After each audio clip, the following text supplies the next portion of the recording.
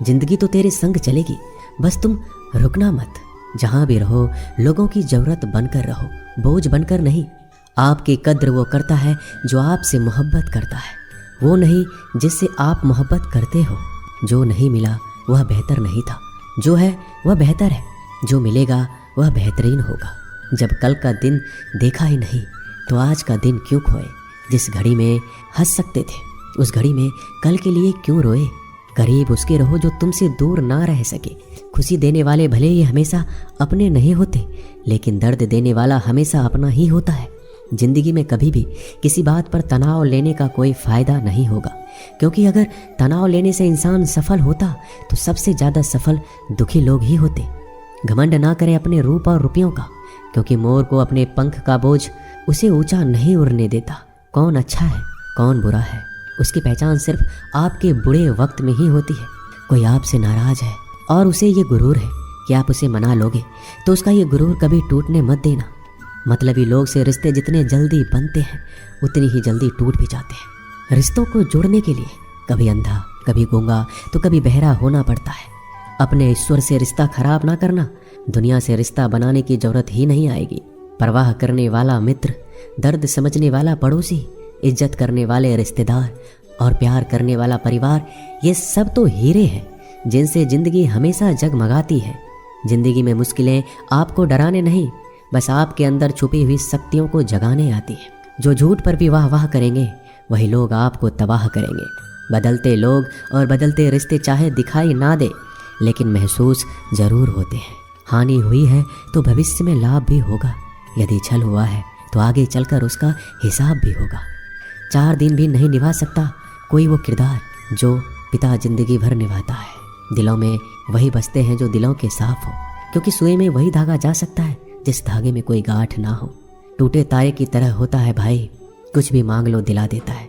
बिना मतलब के रिश्ते निभाना हर किसी के बस की बात नहीं। ना किसी को परेशान कीजिए ना किसी को हैरान कीजिए। कोई लाख गलत भी बोले बस मुस्कुरा कर छोड़ दीजिए। जो व्यक्ति आपको अपनी हर बात बता सकता है तो समझ लीजिए वो व्यक्ति आप पर खुद से ज़्यादा विश्वास करता है। किसी को कुछ कहने से पहले एक बार ये ज़रूर सोच लेना कि अगर वही शब्द कोई आपसे कहे तो आपको कैसा महसूस होगा। इंसान तब तक सहन करता है जब तक सहन करने की क्षमता होती है। उसके बाद ना तो वो रिश्तों की ज़रूरी समझता है ना ही अपनों को। थोड़ा सा प्यार सब कुछ ठीक कर सकता है।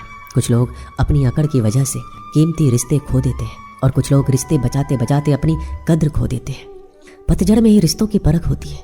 बारिश में तो हर पत्ता हरा ही दिखता है। गम में एक उंगली आंसू पोंछती है और खुशी में 10 उंगलियां मिलकर ताली बजाती है। यही तो है जिंदगी। दुख में कोई नहीं, सुख में सब साथी। परखने वालों के साथ नहीं, समझने वालों के साथ रहो। किसी को कितना भी अपना क्यों ना मान लो, वो आपको एक दिन अजनबी होने का एहसास दिला ही देगा। बुरे समय में दिलासा देने वाला अजनबी ही क्यों ना हो, वो दिल में उतर जाता है। और बुरे समय में किनारा करने वाला अपना ही क्यों ना हो, वो दिल से उतर जाता है। भरोसे में इतना अंधा ना बनो कि पास वाले के असली रंग ही ना दिखाई दे। अगर कोई आपके साथ नहीं रहना चाहता तो उसे आज़ाद कर दो। पकड़ के रखे गए रिश्तों में कभी सुकून नहीं मिलता। तुम्हारा दिमाग ही तुम्हारी सबसे बड़ी समस्या है। ये उन वजहों को पकड़ पकड़ के लाता है जो बेवजह है। औलाद साथ छोड़ देती है, लेकिन हम सफ़र ज़िंदगी के अंतिम पड़ाव तक साथ निभाता है। वक्त जैसा भी हो, अच्छा या बुरा, बदलता ज़रूर है। अच्छे वक्त में कुछ ऐसी गलती मत करो कि बुरे वक्त में लोग आपका साथ छोड़ दे। सच में साथ निभाने वाले कोई बहाने की तलाश नहीं करते। जिंदगी में खुश रहने का सबसे अच्छा तरीका उम्मीद रब से रखो, सबसे नहीं। रिश्ते सिर्फ मन से होने चाहिए, मतलब से नहीं। जैसे नीम के वृक्ष पर मीठे फल नहीं लगते, वैसे बुरे इंसान से अच्छी की उम्मीद आप नहीं कर सकते। दोस्तों, जहाँ से अहंकार नहीं जाता वहाँ से रिश्ते चले जाते हैं। शोर से दूर कुछ वक्त खुद के साथ बिताया कीजिए। अनसुलझे सवालों को तब सुलझाया कीजिए। अकेले में बैठकर जब खुद से बातें करते हैं तो यकीन मानो अनगिनत सवालों के जवाब हमें मिलते हैं। कुछ कहने कुछ सुनने का मौका मिलता है। यही वो वक्त है जब खुद को समझने का मौका मिलता है। औलाद के लिए बाप वहाँ भी हाथ फैला देता है जहाँ वो पाँव रखना भी पसंद नहीं करता। जिस रिश्ते में पल पल की घुटन हो, उस रिश्ते से पीछे हट जाना ही बेहतर है। आपकी कद्र वो करता है जो आपसे मोहब्बत करता है, वो नहीं जिसे आप मोहब्बत करते हो। अक्सर सस्ते सस्ते लोग हमारी ज़िंदगी में आकर महंगे महंगे सबक दे जाते हैं। एक राजा था जिसके पास कई सुंदर रानियाँ थी। उस राजा के जीवन को देखकर लगता था कि ये बहुत खुशनसीब है। इसके पास सब कुछ है। एक दिन राजा अचानक बीमार पड़ गया। राजवैद्य ने राजा का इलाज शुरू किया, लेकिन दिन प्रतिदिन राजा की तबीयत बिगड़ने लगी। फिर एक दिन राजगुरु आए और राजा को अकेले में बताया कि इस बीमारी का इलाज संभव नहीं है, यह आपका आखिरी समय है। राजा ने विचलित स्वर में पूछा कि मुझे अब क्या करना चाहिए। तो राजगुरु ने कहा, ये शरीर छोड़ने के बाद आप दूसरे लोक में जाओगे। अगर आप चाहो तो अपने साथ एक इंसान को अगले लोक में ले जा सकते हो। राजा ने सबसे पहले अपनी चहती सुंदर रानी को बुलाया। राजा उस रानी से बहुत प्यार करता था, रानी को दिन भर निहारा करता था। राजा ने रानी से कहा, मैं कुछ ही दिनों में ये शरीर छोड़ने वाला हूँ। राजगुरु ने कहा, कोई एक प्रियजन मेरे साथ चल सकता है।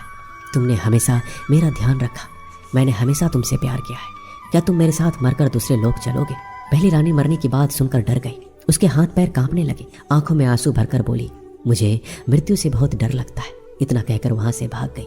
राजा रानी के व्यवहार से अचंभित हो गया, लेकिन उसके पास कम समय था। राजा ने दूसरी रानी को बुलाया, जिस पर राजा को बहुत अभिमान था। राजा हमेशा अपने भ्रमण पर लेके जाता, क्योंकि वह बहुत भाग्यशाली थी। उसके होने से राजा को किसी प्रकार की चिंता नहीं होती थी। राजा ने दूसरे रानी से कहा, मेरे लिए तुम बहुत भाग्यशाली हो, मेरे साथ हमेशा रही हो, क्या तुम मेरे साथ दूसरे लोक चलोगी? रानी ने कहा, महाराज, मैं मरने के बाद मैं आपके किसी काम नहीं आऊंगी। हमारी शादी से पहले एक साधु ने आशीर्वाद दिया था, मैं अपने पति के लिए भाग्यशाली रहूंगी, लेकिन विधवा होने पर यह आशीर्वाद खत्म हो जाएगा। इसलिए आपके जाते ही मुझे दूसरी शादी करनी होगी, इसलिए मुझे माफ कर दीजिए, मैं आपके साथ नहीं चल सकती। रानी का जवाब सुनकर राजा का अभिमान टूट गया, गहरी सोच में डूब गया। इस कठिन मौके पर आखिर मेरा साथ कौन देगा? राजा ने तीसरी रानी को अपने पास बुलाया। राजा को तीसरी रानी पर अटूट विश्वास था, क्योंकि तीसरी रानी ने हर परेशानी में, सुख दुख में राजा का बहुत साथ दिया। राजा ने रानी से कहा, हम सुख दुख में हमेशा साथ रहें, मुझे दूसरे लोक में तुम्हारी जरूरत पड़ेगी, क्या तुम मेरे साथ चलोगे? तीसरी रानी ने कहा, मैं जरूर आपके साथ चलती, पर मैं मजबूर हूँ। हमारी एक बेटी है, मेरा एक भाई भी है, मुझे उनका भी साथ देना है। राज्य बहुत बड़ा है, यहाँ मेरे बहुत काम बाकी है, लेकिन मैं शमशान तक आपके साथ जरूर चलूंगी। मैं आपके अंतिम संस्कार को अच्छे से पूरा करवाऊंगी। जवाब सुनकर राजा का दिल बैठ गया। जिस पर खुद से ज़्यादा विश्वास था, उसने भी साथ चलने से मना कर दिया। राजा का आखिरी समय नज़दीक आ रहा था। एक दिन राजा से मिलने राजा की सबसे पहली और पुरानी रानी आई। उस रानी को देखते ही राजा ने कहा, प्रिय, मैंने तुमसे पहले शादी की थी। जब भी मेरा मन दुविधा में होता है, मैं तुमसे बातें किया करता हूँ, मुझे बहुत शांति मिलती है। लेकिन आज मुझे पछतावा हो रहा है, मैंने पिछले कई सालों से तुम्हारे लिए कभी समय नहीं निकाला। मैं सच में बहुत दुखी हूँ। अच्छा हुआ तुम मुझसे मिलने आए। इससे पहले कि राजा कुछ पूछता, पहली रानी ने शांति से कहा, मैं आपके साथ चलूंगी, मैं कभी आपका साथ नहीं छोड़ सकती। दोस्तों, राजा की तरह हमारे जीवन में भी 4 रानियां हैं। पहली रानी है हमारा शरीर। हम शरीर का कितना भी ख्याल रखें, ये कितना भी सुंदर हो, हम इसे कितना भी सजाएं, पर आखिरी समय में शरीर हमारे साथ नहीं आ सकता। और पहली रानी की तरह मृत्यु के आते ही शरीर तिथिल पड़ जाता है। दूसरी रानी है धन और संपत्ति। हमें धन और संपत्ति पर घमंड और भरोसा होता है कि यह बुरे समय पर काम आएगा, लेकिन दूसरी रानी की तरह कभी ये एक जगह नहीं टिकता, आपके जाने के बाद किसी और के पास चला जाता है। तीसरी रानी है दोस्त और सगे संबंधी, जो जरूरत के समय साथ देते हैं, सुख दुख में भी हाथ बटाते हैं। लेकिन तीसरी रानी की तरह यह सब संसार में फंसे होते हैं, केवल अंतिम संस्कार तक ही साथ आ सकते हैं। चौथी रानी है आत्मा या मन की शांति, जो पूरे जीवन का स्रोत है। यही वफादार दोस्त है, जो हमेशा साथ देती है और मृत्यु के साथ भी जाती है।